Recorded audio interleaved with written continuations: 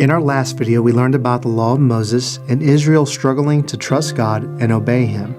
So 40 years later, the Israelites were assembled to cross the Jordan River into Canaan. Joshua and Caleb lived to lead them. In spite of the way God had blessed them, the Israelites needed another reminder of what happened to their fickle ancestors and that they were a stiff-necked people. Most had never humbled themselves to trust that their blessings and guidance from God was for their own good. They were too proud, wise in their own eyes, and were destined in years to come to learn some even harder lessons in spite of God's warning and patience with them. The priests carried the Ark of the Covenant ahead of the Israelites across the Jordan River into Canaan. When they stepped into the Jordan River, it stopped flowing.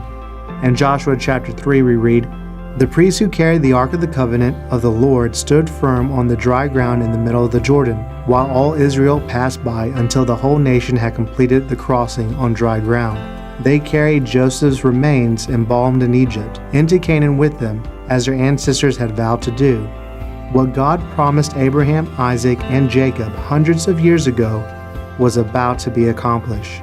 Their descendants were to soon occupy the land of Canaan. God would soon give the Israelites many victories over the wicked nations that occupied the land. In Leviticus chapter 20 it reads, "Keep all my decrees and laws and follow them, so that the land where I am bringing you to may not vomit you out. You must not live according to the customs of the nations I am going to drive out before you. Because they did all these things, I abhor them.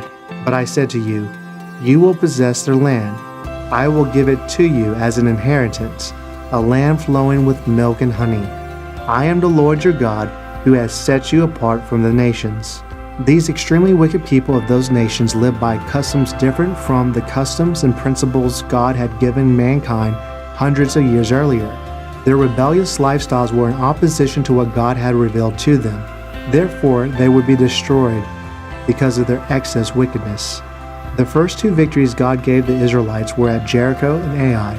Jericho fell to the Israelites because the Israelites followed God's instructions exactly according to His commands. One of the mistakes the Israelites made following their victories over some nations was that they did not completely drive out the people when commanded to. They didn't take seriously what God told them. Still, in years to come, they would suffer for their disobedience. Becoming entangled with the wicked idol worshippers, they refused to drive out or destroy. After Joshua died, God appointed judges to rule over Israel. Also, they had God's written laws to guide them. Gradually, the Israelites began drifting away from God's law and became influenced more and more by non-Israelites they had allowed to live among them in Canaan. In our next lesson, we will learn about a judge called Samuel and what led to Israel having a king to rule over them.